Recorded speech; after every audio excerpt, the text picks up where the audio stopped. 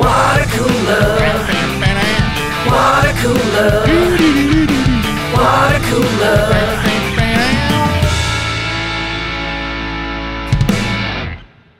Hello. Welcome to Watercooler.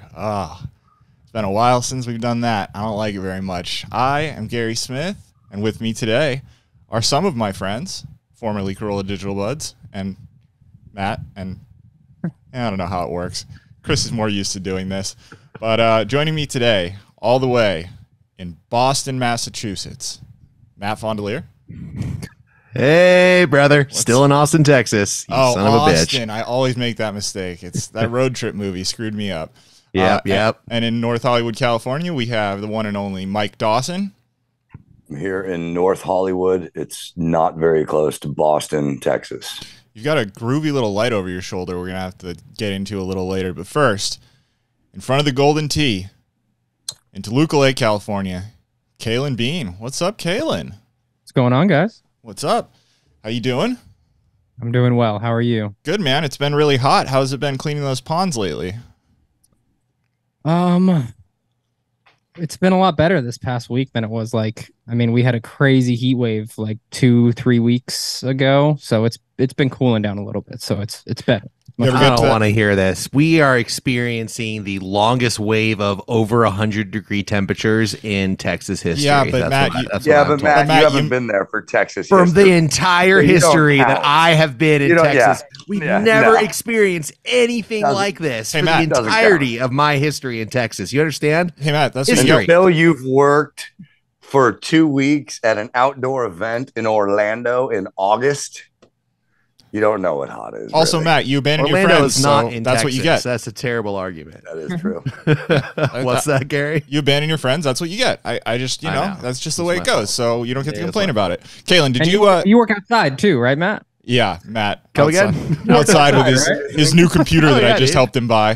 Kalen, did you get to that 15,000 gallon Mamma Jamma yet?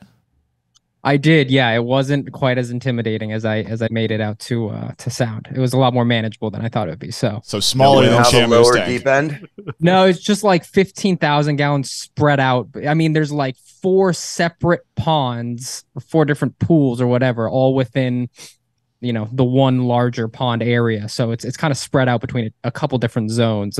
So it wasn't just one giant fucking pond like I thought it was going to be.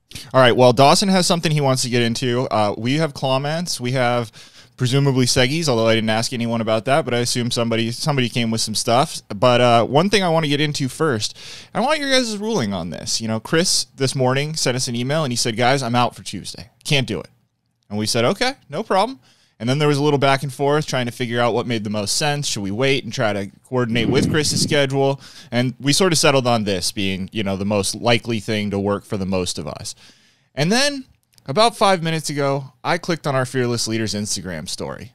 And he had revealed in the email chains that he had been called to a gig tonight. He had a music gig, and that's fine. He's trying to get his music thing, keep it going and make some money and have some fun, and I do not besmirch him that one iota. I'm glad that he is doing that. However, I feel like there's some besmirchment that's about to happen. No, I'm just looking for a ruling from the audience. I want the 3 of you guys to weigh in on this. I click on said Instagram story, and he is re-Instagramming somebody else's story who is promoting that he will be performing tonight. 8 p.m. to 11 p.m. 8 p.m. to 11 p.m. Sir, where are you? What is going on right now? What are you being a parent? Like, to be clear, we're recording this at almost basically 5 p.m. Pacific time, right? Right. How far away is the venue? Do we know? It's not in San Diego, so... Well, even if it's close to his house, you got to load in. You got to do sound check. He would not be able to stay for an hour and do this. If we maybe got started an hour ago, maybe. But with traffic time just starting to hit wherever we are, even if it's close to his house. Dawson, take your rationality and shove it. I'm looking to besmirch the man. Help me. Now he regrammed. Is that what we're calling it? Is that what he did? That's how I think of it. But basically, he put someone else's story on his story. Right. So presumably he does have access to a piece of technology that could record him. Do we think he's doing this while he's driving? Is he already at the venue? No, I think he's probably, all joking aside, I think he's probably trying to get some dinner in with his wife and his son and be a father. And, that's a difficult balance. Lame. I know. When you work, you got to work a full-time job, and then you also are trying to do the music thing 8 to 11. You got to use those hours in between to spend time with your family. And I get that, and I hope that he is well. And we look forward to having him back, I believe, on the next episode, I believe is the plan. But before we get into our seggies, Dawson, you said right before the mics heated up that you had something you wanted to bring to the group. So take it away, sir. I have an update to a months-long saga that was a long-standing mystery on this podcast. The eggshells in your bed. It's not the eggshells. The mushroom candy bar. Thank you. It's not we resolved the mushroom candy bar. He ate it. That was the resolution. It had fallen out of the freezer. Oh, that's right. It had fallen out of the freezer into the fridge under other stuff. There's one more big mystery, though. That lady who hit your car, did you finally get the video footage? No, I wish. Well, now it's fire. How'd the fire? Your kitchen got lit on fire. Oh, yeah. When you burned down your dog burned down your kitchen. Yeah. The dog. The free model. No. I got an email today from Cameo. Oh. Like out of fucking nowhere. Now let's remind listeners. Mike Dawson, you're approved as talent on Cameo. Here's what you got to do next. And I'm like, right. This was like a year ago. You were so certain that you were being shadow banned. Now it's either a shadow ban or a work shortage. And a big major backlog that takes them a year to get in touch with somebody. The SAG, are they still on strike? Because maybe, it counts as performing. Maybe Cameo's like, we can't get any of our A-list actors or B-list actors or C-list actors. That is incredible. We just can't get normal at people. Of you, and I applaud. I applaud the idea. I really do. It's like let's scrape the bottom of the barrel and let the rest of these people let the rest of the freaks onto our site. Exactly. That's interesting. I wonder if you're right there, Matt. I wonder if buddy. I wonder if things like Cameo are covered by the strike. There's a point to that, though. Could be, but I don't know. Since major actors are heavily construed by their union because their union does stuff for them. I'm in the union, doesn't do shit for me. I give them money. I don't give fucking shit. But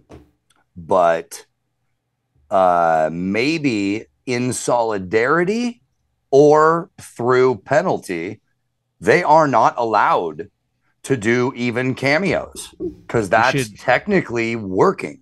We should look this up. Somebody go on Cameo. Cameo. That's a really good point, dude. Well, I was supposed to go for Lawrence on fucking Cameo right now. I was supposed to go see Snoop Dogg at the Hollywood Bowl, and he get out. Yeah, and he rescheduled and then canceled because of the strike. He canceled just that one show though, which sucks for Kalen because he's still doing his tour. He was like, in solidarity with all the striking workers, I'm canceling one show out of the tour.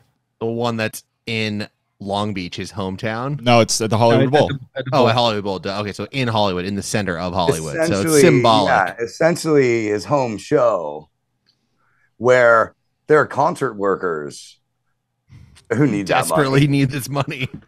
But they're not fortunate enough to be a part of a union. There's no United Concession Workers of America. Well, I think it's also exacerbated. Workers striking at one point. Well, there's a bunch of things going on right now that aren't getting the kind of national coverage. Like there's a bunch of hotel workers in LA that are striking as well. So there's a lot going on in LA. So I sort of understand, going for the solidarity there, but it sure sucks for Kalen. Yeah. So Dawson, have you signed up? Will you sign up? What will your price point be? What are we willing to do here? I did sign up, and I would like what do you guys think the price should be? Because I think how do you put a price on that? How do you put a price on Dawson? Priceless. Yeah, it's You priceless. You don't. I don't Give it know. away for free. What is the sort of What I usually do. average? I don't even like understand what the general range is. I feel like I feel spent like 50 bucks to would have a probably baseball be- player. yeah. Yeah, I $50 mean- bucks. I Who think would that's pay what I. $50?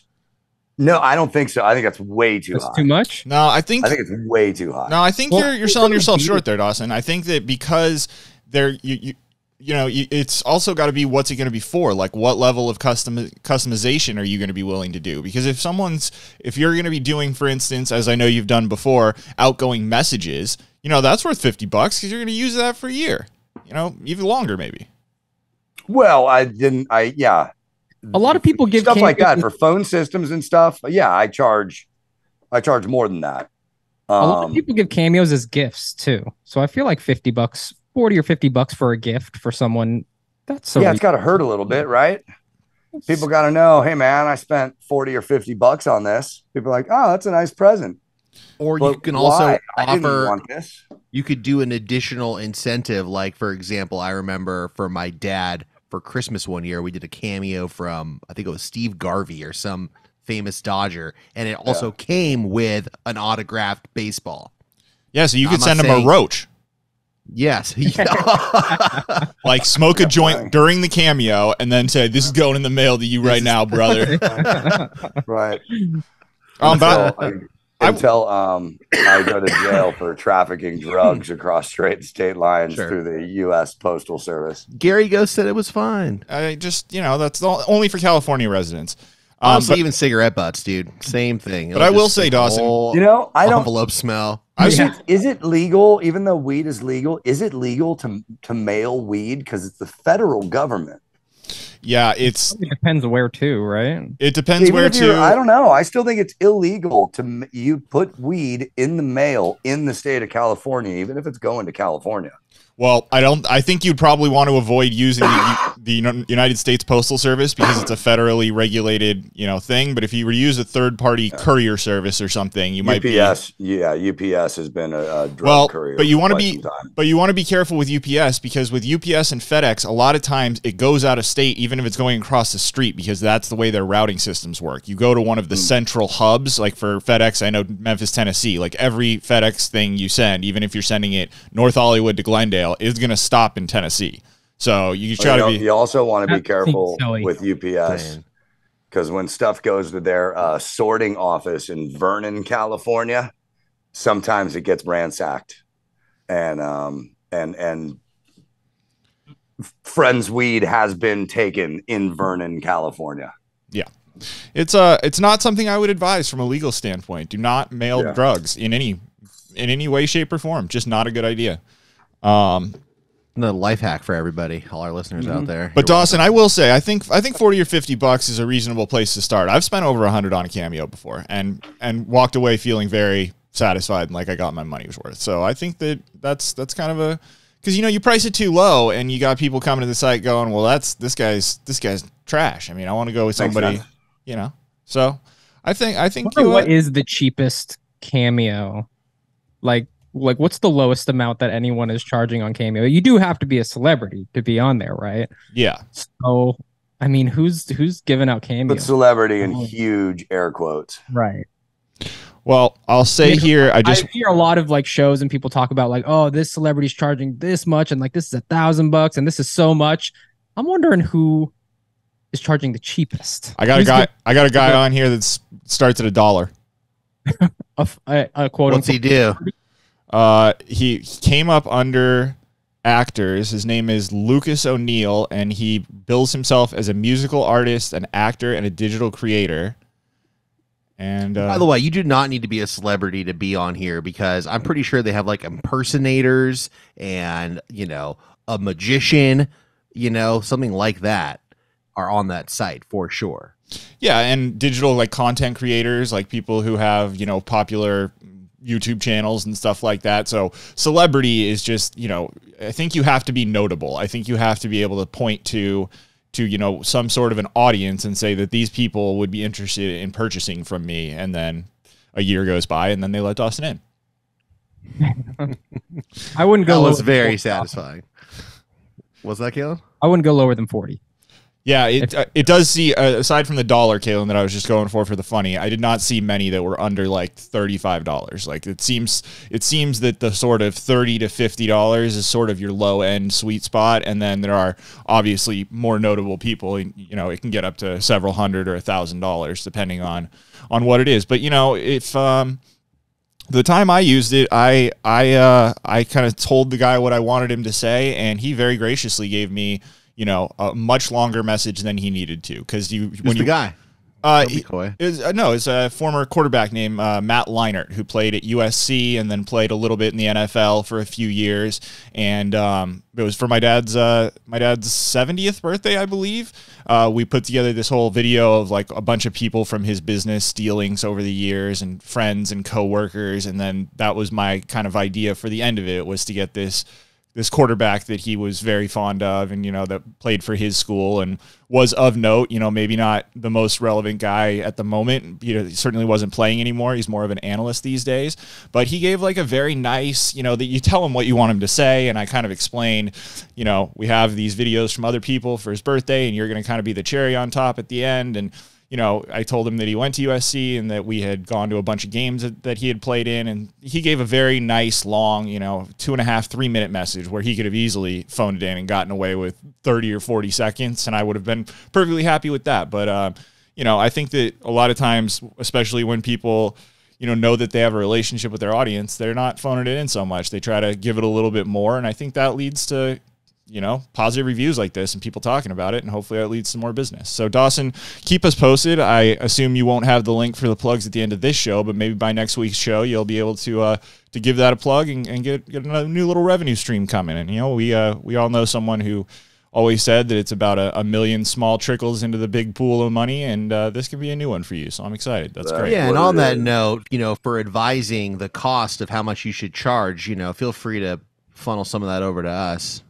Yeah, I mean, Matt, I think what you're trying to say is like maybe like right 50% of it, and then or 40% of it, and we'll split it 4 ways. Yeah, just do the right thing. That's all we're saying here. All right, you guys want to get into some comments, or what do you think here? Hell yeah, let's do it. All right, let's do it. Now it's time for listener comments. And these are all comments that come from our Facebook page. If you are not a member, I encourage you, nay, demand you go over and check it out. It is one of the most fun places on the internet and the only part of Facebook that I use anymore. You just signing up is easy. You go to facebook.com/groups/BoboBoyArmy Worldwide LLC. Answer the 2 or 3 questions that we have there. Just a way to keep the bots out and to keep it all with real people. And it is the most fun place on the internet. I highly recommend it. We'll start with Ryan Script here, who's labeled as a top contributor. It says, just watch Rocky 2. I am not a boxing aficionado, but I appreciate the sport in general. Clubber Lang and Rocky beat the ever-living shit out of each other in that final fight. That's just good cinema, and it's in my living room. And now Hoosiers is coming on. I am not afraid of a good sports cry, even when Hollywood. I missed Hoosiers. I missed that part of the comment. No, I've seen Hoosiers 8 million times, dude. For Halloween one year when we were kids, we all went as Jimmy Chitwood. Deep pull. Fucking nice. Yeah. Matt, what do you think about Hoosiers? You're not a sports guy, but you are a movie guy.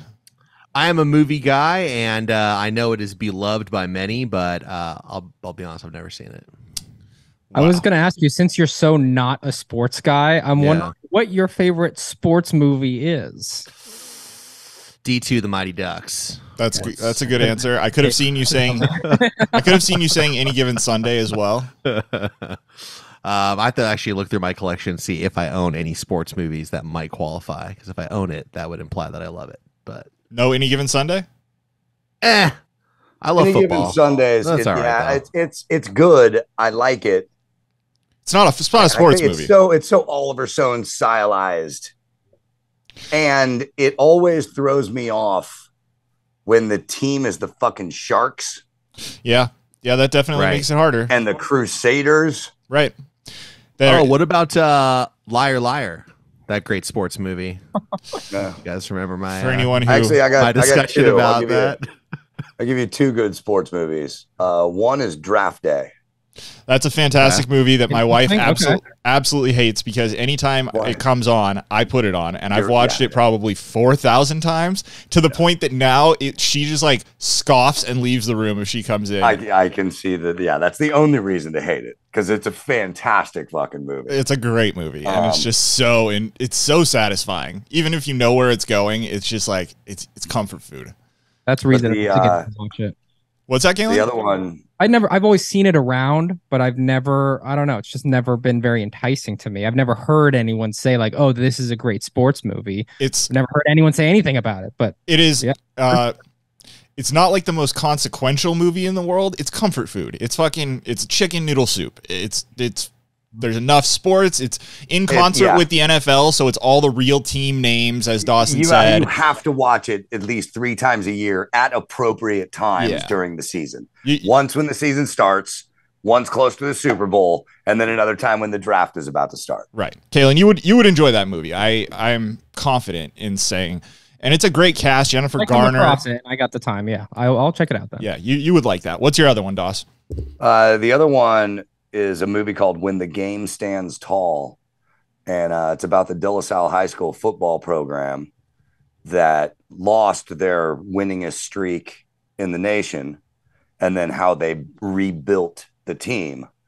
And their first real big test after they lost a game was playing fucking Long Beach Poly when it was like 108 degrees on the field. And the De La Salle guys are outnumbered and outsized.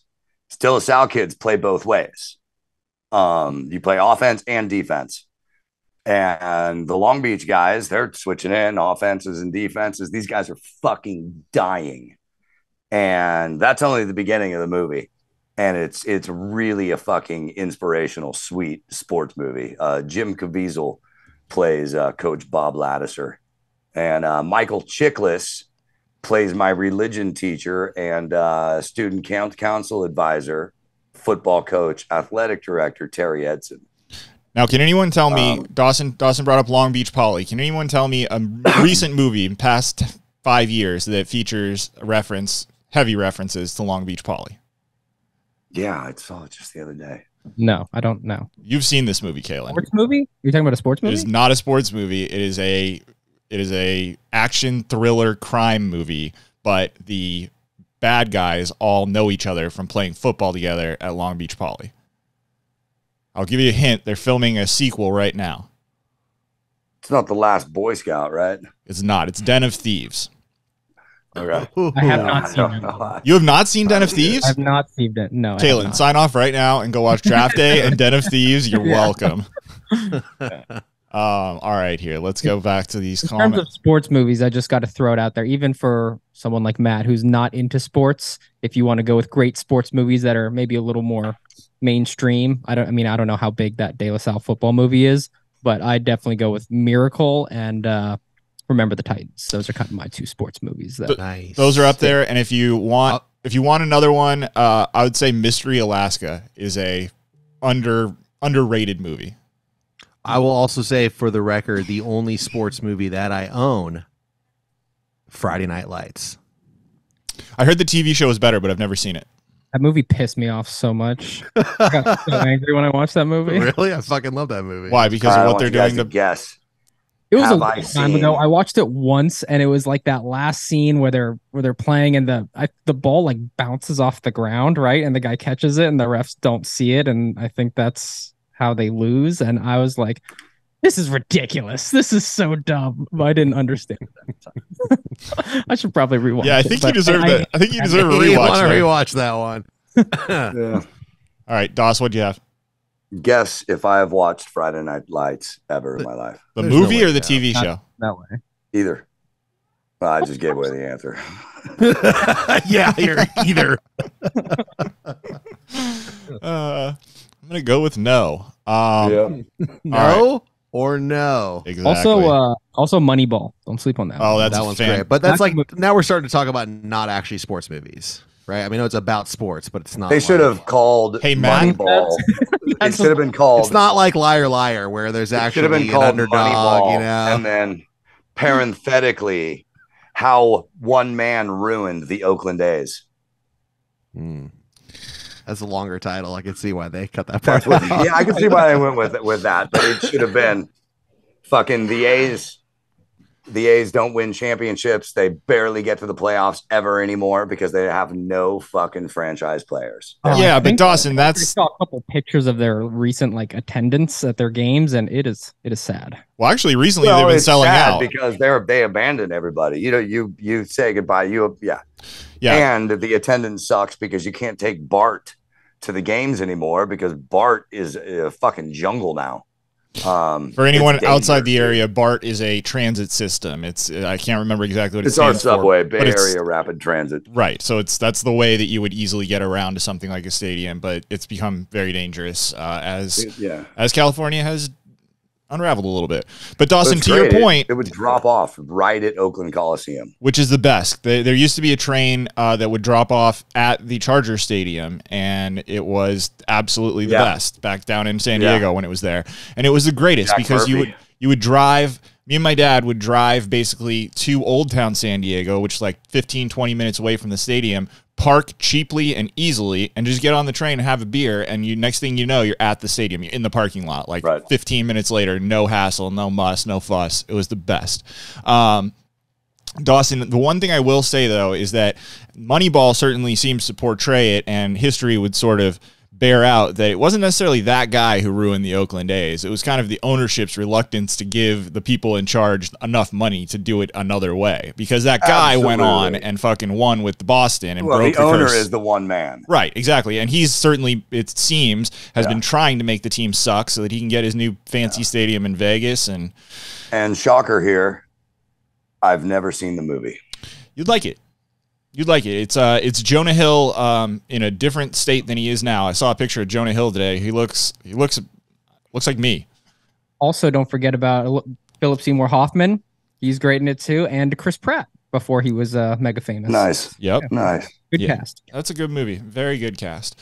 All right, let's see here. Random question. Does anyone else put pepper on their ketchup when eating fries? I've done this since I was a kid. If we were eating at the table with salt and pepper, I don't think I've ever seen anyone do the same. Anyone? Notice you did not say this commenter's name, and I'm assuming it's to hide their identity because surely they are going to be attacked by everybody who sees this. Well, I tell you what. Ketchup, so I don't really care. But I have never thought of doing this. I will tell you what here. I am intrigued. It is Jacob Morales, who is another top contributor. And I will say here, Matt, I can defend this gentleman. Because while it is not something I do as a rule, there are specific circumstances in which I do something like this. But the one thing that... A1 on the steak? Yeah, we know. Your opinion is not valid here. Sorry. Go back to explaining to me how sports movies and comedies are the same thing. They're fucking... Legal dramas and sports movies. Oh, don't get me started on legal dramas. I'm deep into the Suits right now, whether Kalen shit on it or not. So here's the thing. Well, the thing that makes this a little bit something I can't relate to is it has never occurred to me to put the pepper directly on the ketchup. Because the way he phrased this question, it sounds like he's got ketchup on the side of his fries and he's shaking the pepper shaker on top of it. What I will say is that I had a friend when I was young who used to take his fries and then he would like spread them out and then drizzle ketchup packets all over it so that there was ketchup all over it, and then he would put pepper on that, and then the pepper only sticks to the part where there's ketchup. That I still will occasionally do to this day. It's very weird. I get looks. I don't do it in public. This is something I do at home. But how much plate real estate are we using to line up the fries for this process? No. Here's what he's doing. He's putting ketchup on his plate or whatever, and then he's just pouring pepper on it. And I agree with you, Dawson. I'm talking about Gary's insane friend, and apparently Gary who likes to line up French fries like they're on death row, and then blast them all with ketchup, and then squirt some pepper on their grave. And I want to know how much of the plate are we using? Are you using your fork to move courses out of the way to make sure you have a full grid of French fries? Now here's the thing. It depends where we're going, because if we're going to McDonald's, then I'm sacrificing the bag. I'm ripping the bag open, and I'm spreading them all over the bag, And then yes. And the key here is that when you go to drizzle them from the packets, you almost need to use scissors because you want it to be the smallest possible opening so that the like strong like little stream of the ketchup is coming out so that you can cover as much ground as possible. Otherwise, you're just putting globs of ketchup on there and that's just not efficient. This is I'm down with Jacob Morales, especially if this is a home operation and he's got a pepper mill, because fresh cracked pepper adds a really good flavor to a lot of sauces. I will say that is, of course, the flavor is pepper, but it's so much better than just like a pepper shaker. I hope that you, listener, can do this one day with someone else at your table who has ordered a salad, and then when the waiter comes by and cracks the pepper into the Caesar salad and walks away, you go, no, sir, please, before you leave, Pepper my ketchup. And then that will probably be the greatest moment of your life. Pepper My Ketchup should be the name of a book. Could be the name of this episode. We're talking about mixing ketchup too. Don't sleep on, especially at breakfast, a little Tabasco into the ketchup. Mix that around. Or sriracha. I'll do that every now and then. Sriracha's in short supply these days, I think. I don't think a lot of places are keeping sriracha handy. I mean, I know that it supposedly is, but it's not my experience. It seems like everyone I knew bought sriracha when the story started coming out about them being in short supply. So now I got a grip of it. I don't see a lot of sriracha just at the table, along with you usually gotta ask for it. That's a specialty item. What is if you guys are out for breakfast and you want hot sauce? What is like the hope? Like, what is the gold standard that you're hoping for? Because, like, let's be honest, I don't think any of us, as much as we might like it, are expecting the local diner to come back with some Gringo Bandito. But do you Tapatio, Cholula? Yeah, I think give Cholula a slight edge. I'm happier if they got homemade salsa. Yeah, that's the ideal. But if it's coming in a jar, Tapatio or Cholula, I'm fine. See, if I'm getting breakfast, then I'm most definitely getting hash browns, which I'm hitting with the ketchup, and then that's when I go Tabasco, mix it in with the ketchup, and then hit the hash browns with it. So either Tabasco or Tapatio, I'm happy with. Shake some pepper into that though. I will now. I am going to try this. I'm intrigued. Get a pepper mill, dude. Crack the pepper. Just bring it with me to the diner. Crack the pepper. Get a pocket pepper mill. Yeah. Dude, and if you're going out with the girl, just put some in a plastic bag and ask her to hold it in her purse. Did they make a pepper mill that would fit on your keychain? A travel pepper mill. Yeah, it's got like 4 peppercorns in it. That's all you need for emergency. It's just on your keychain, and boom, you got pepper. Exactly. That's a brilliant subset of a culinary niche that I think could be filled and we could make a lot of money on that. All right, let's go. Let's get that shit has got pepper mill. That shit has got to be on Amazon. Let's be real. I'm looking it up right now. If it's not, I would be listening to this. You have to be. I would be surprised. Cone of silence, Gary, because I come up with some good ideas. Matt, you come up with some good ideas, but you find out that when you have a good idea, somebody already thought of it. Yeah, I mean, at this point, it's very on Amazon. It's very difficult to come up with something that's wholly original. Yeah, I'm definitely seeing on Etsy here. Oh, but then that might be an actual pepper grinder. But then what's the point? We might be onto something here. It's got to be an operational pepper mill. I'm seeing pepper mill keychains, but they're more like it just looks like a pepper mill, which is kind of stupid. Yeah. It doesn't have the practicality. Handheld travel pepper grinder. Let's move on. Keychain grinder. Oh, that's for marijuana. It's a totally different kind of grinder. Let's move on, shall we? Pepper in there. Maybe it'll. All right. Yeah. Chad Kaufman is up next. You guys are gonna have to help me dissect this a little bit. It says Loxamana's walk-up song is Carmina Burana. I don't know what that is. Yeah, I don't either. Talking about the song, or you don't know what he's referring to? I know what a walk-up song is. I know we've discussed that, but I don't know what that song is. Do you? It was when Chris was talking about playing like slow pitch softball, and he was saying that he walked up to 2 different songs. Oh, that was the name, because we didn't know the name of it. Chris just did it with his mouth. Okay, right. There you go. See, that's why it's good that there's at least 4 of us, because someone tends to remember. But yeah, dude, I wasn't even there for that. I was like, "What the fuck is that song, dude? I never heard that." I thought he was offering another walk-up song.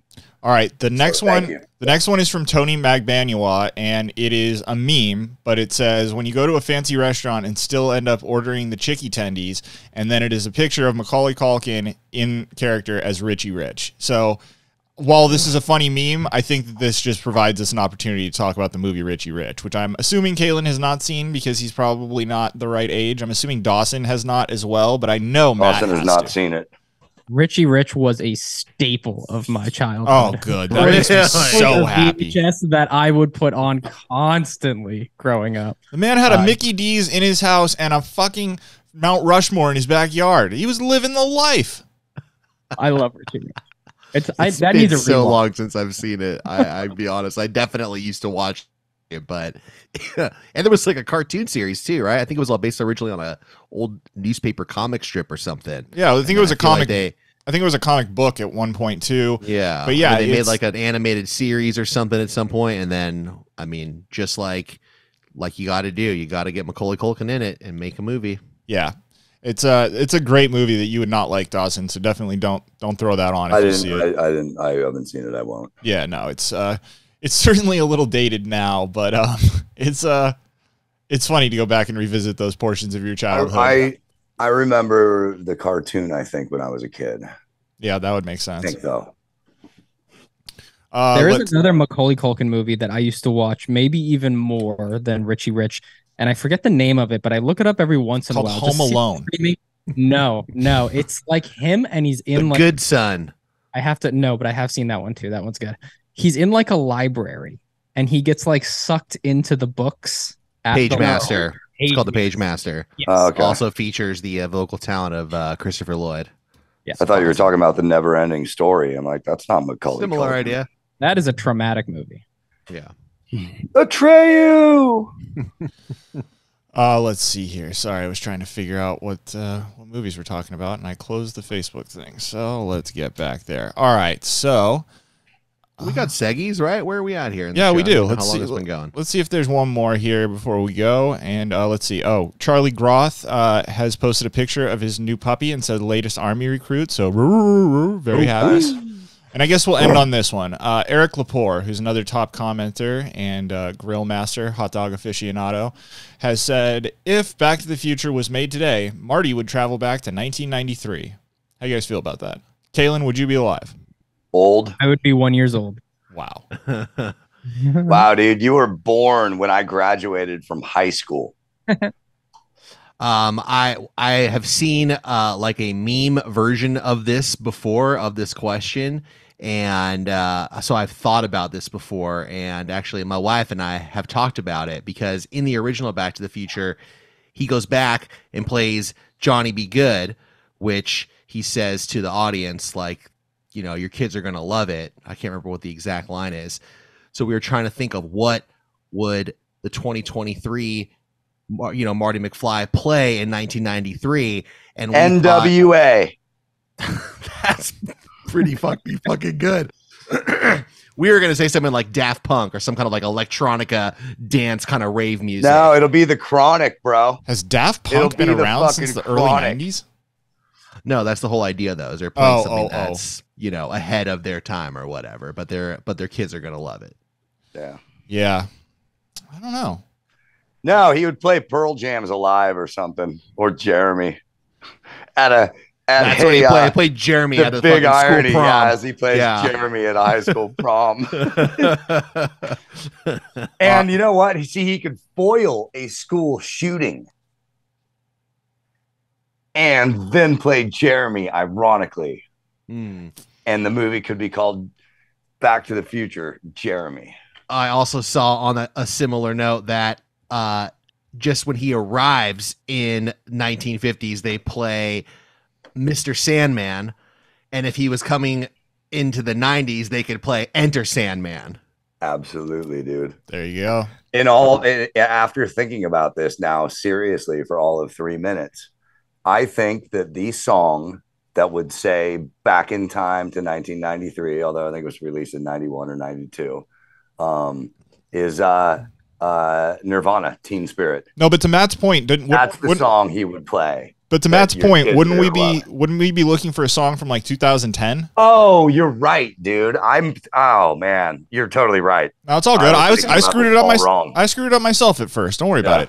Time All right. travel's confusing, man. Yeah, it is, dude. It really So it's a is. today song. So Correct. it's WAP.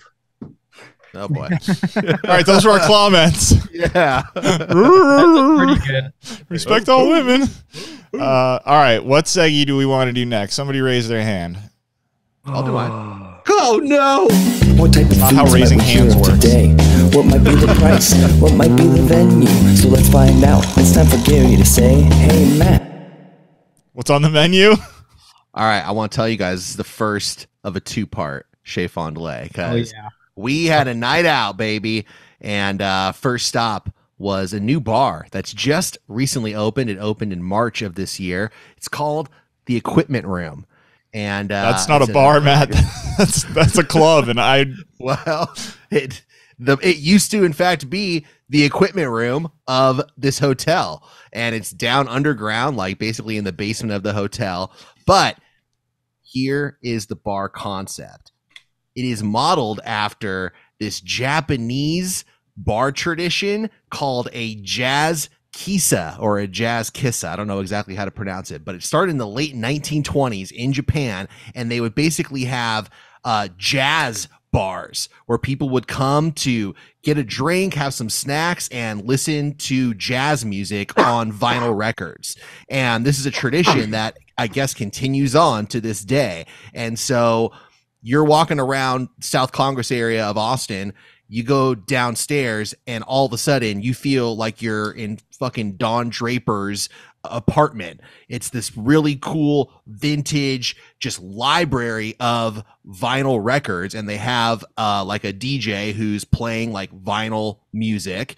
And in the tradition of these bars, if you're like really into the music, they have like private headphones set up so you can like really get the full audio experience. So it's a bar that they say is like made for audiophiles. And the cocktails are, as always, these places that we like to go to, just completely off the map and crazy and interesting. And they basically had A-sides and B-sides, and the A-sides were the classic cocktails. Yeah, or they had like, like a Manhattan or, a Cosmopolitan or an espresso martini. And then you go to the B-sides, and then they have like their super unique takes on all those classic cocktails. Hey, Kalen, what do you think Matt leaned more on, A-side or B-side? I think he did at least one of each. I think he started with the A side, and then he went, all right, now it's time to hit the B side. I think that depends, because the A-side, in order for the A-side to get any play with Matt, they're going to have to call them something. It can't just be like a Manhattan. It's going to have to be like the Manhattan spins all night long, just like the records do, or something like that. Yeah, and there has to be a dash. I want to go to a bar. I want something. Gary to make a cocktail menu for me. All the different names of cocktails. Oh, Matt, every time I go to a bar that has like fancy cocktails on it, I look at the menu and decide which one you are most likely to get. It's just a little game I play with myself, and then I smile and think about my friend and go back to my martini. Yep. Well, to answer your guys' questions, I didn't go near the A sides because you guys are right. What do I need a fucking Manhattan for? I could make a Manhattan at home. But we did 2 rounds. I'm not going to go into all the drinks. I'll just say from the first round, what I had and what Julie had, these 2 drinks were incredible. They were definitely the highlights. So I had a drink that did have a unique name. It was called the Arsonist's Lullaby. And it's essentially, this was their fancy take on the espresso martini. And we've talked about the espresso martini. It's usually like vodka, Kahlua, simple syrup, some actual espresso, and that's pretty much all you need to make it. This one had rum, scotch, coffee liqueur, this bitter aperitif that's made from artichokes called Sinar. It also had, this one's going to be real tough to say, Lapsang Souchong, which I later learned is like a Chinese black tea. So it was an espresso martini, but it had this very like bitter, earthy espresso, notes underneath it. It was absolutely incredible. And then my wife had something called the Wildflower Perfume, which had a couple different kinds of rum, this aloe liqueur, Asian pear, plum wine, bitters, egg whites. So smooth. It was like drinking a marshmallow would be the best way to describe it. Anyway, a lot of great cocktails there. Wow. I will say, Matt, you were correct in how you described how a standard espresso martini is made. But I recently went to a bar and ordered one, and the bartender was chatting with us a little bit, and he revealed that at that bar, they don't like anything in the cocktails that is not alcoholic. So they use a espresso liqueur. So it's vodka, espresso liqueur, and Bailey's. So it's all just supercharged. And boy, I had 2 of them and fell asleep in the movie I went to see. What movie was that? I can't remember, but I did fall asleep during. Wow. I fell asleep during something this weekend. What did he want to see? Oh, Elemental. Pass. Pixar. Really? Oh, I thought that looked fun. No. Pixar has fallen the fuck off. Elemental is the poor man's fucking feelings or whatever the hell that movie's called. You know what I'm talking about? Inside Out. Inside Out. Thank you. That Elemental was not good. It's like it's all about. I don't know what's worse, that Gary's seen it and didn't know the name of it, or that Matt. Definitely Matt, knowing based on me just picking the word. Immediately. How many times have you seen it, Matt? Woo! Inside Out. Yeah. Probably twice, but I've been telling Julie we got to watch it again because that's a good movie. That's legitimately that's fucking solid. Very dude. good Solid. movie. That is legitimately good movie. I'll tell you what else was solid. Have I seen it?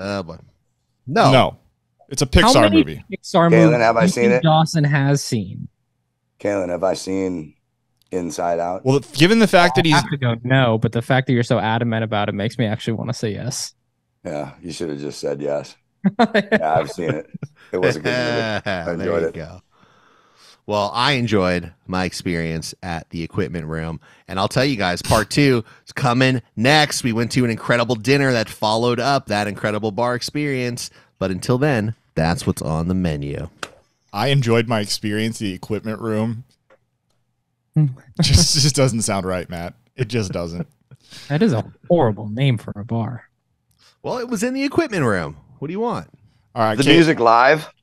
No, it was on vinyl. Vinyl.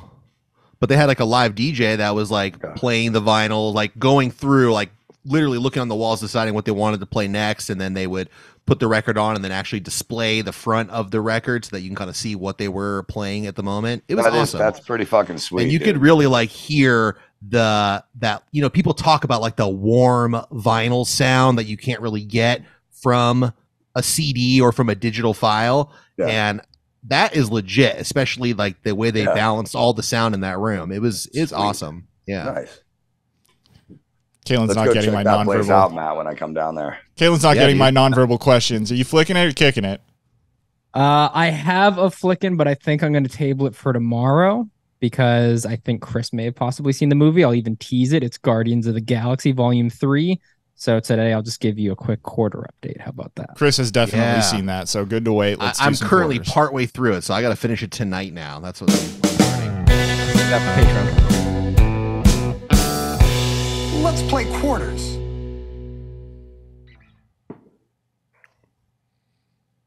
Kaylin is attempting to modify his computer or something. What the hell is that? I had to pull up my notes. I don't have notes for just movie reviews now. I have notes for quarters that I collect as well. I have actually, unfortunately, only received one state quarter in the last week. He has notes, so that is a pretty dead giveaway that it's one that he already has. Pretty dead giveaway that it is. It's been a while. I actually had to go back and check my Excel sheet because I was actually kind of disappointed. I thought I got a new one. And then I went back to check my Excel sheet. I went, oh, no, I actually already have this one. So I will say that the creator of the Heimlich maneuver was born in this state. Oh. The state flower is a peach blossom. And Georgia. And it has over 200 times more chickens than people. Georgia. Still Georgia. Not Georgia. If I know my Heimlich history, I'm going to have to say Utah. Not Utah. It is actually New Hampshire. It is not New Hampshire. No. And on the Yeah, On what's quarter- the image? It's just a guy riding a horse. Montana. No, With a chicken. not even a chicken. Just a guy is riding it? a horse. That's all. What is it? It is the state of Delaware. Oh. Delaware. See, I was close with New Hampshire. I knew it was somewhere up there where no one lives. That's the only way the chicken thing works. There you go. There's some fun facts about Delaware. There you go. That was fun. Well, thank you, Kaylin, and thank you to you guys. I think on that rousing note, we should go around and get some plugs in and GTFO. Chris, I remember the Delaware party when you first got that quarter. It kind of flamed out real quick, dude. Well, I mean, the problem was no one could find it. Everyone just kept going, "It's Delaware." Sorry. Yeah. Sorry. You know, they're not all going to be singles. Sometimes you're going to foul the ball off into the ref's nuts. All right, so let's go around and get some plugs in. I will start in Texas with Matt Fondelier. Well, check out our Patreon if you haven't already. Patreon.com/watercooler. Especially if you've been listening to the show for, I don't know, 6 months, longer than that. You're only getting half the show, baby. We got a lot of great stuff coming up for you guys in the coming months. So now is a great time to sign up. Patreon.com/watercooler. All right, Kaylin, how about you? There you go. Yeah, definitely go join our Facebook group because it is the best place on the internet. Also check out Guardians of the Galaxy Volume 3. I'll be doing my review on it tomorrow. It's on Disney Plus. And finally, and that review is on Patreon, right? On our Patreon episode? That will be on our Patreon episode. Okay. And lastly, Bad TV / Another Below Deck podcast. We just had You want to put a .com in there? What's that? Badtv.com / Bad TV. No, just Bad TV. That's the podcast. Bad TV. Or Another Below Deck podcast. It sounded like you were doing a web address. Sorry, you confused us. Oh, no. Another Below Deck podcast or Bad TV. It's a podcast that I produce now. And if you like Below Deck, we interviewed Fraser, who is a chief stew on Below Deck. And it was amazing. It was great. We had him in studio and he spilled quite a bit of tea. That's so the British gentleman, right? From the past couple seasons? That's right. Yeah. He was fantastic. I'm sure he was. He's a very interesting guy to watch. Awesome. All right. Well, everyone go support Kaylin and check that out. The man's slaving away in ponds, but we got to listen to his podcast too. We got to keep it going. Dawson, how about you? August. Let's see. Fuck, dude. I got a lot of shit coming up.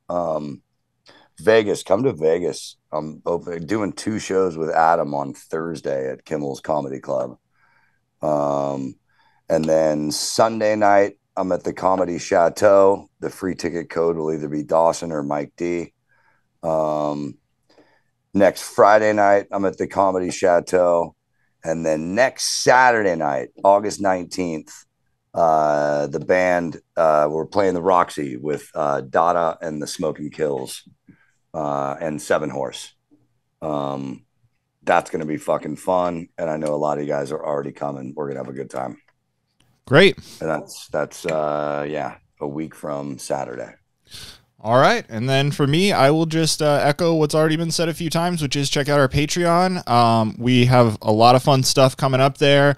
We have some changes in the works that I think everyone will be really excited about. So stay tuned for that. Patreon.com/watercooler. It is the only way to support this show at the moment, and we greatly appreciate that you guys go over there and help us out. And we have a good time. We take that very seriously. So check that out for sure, and stay tuned for more to come. Guys, thank you so much for your time tonight. It was fun hanging with you, and we'll see you all next time.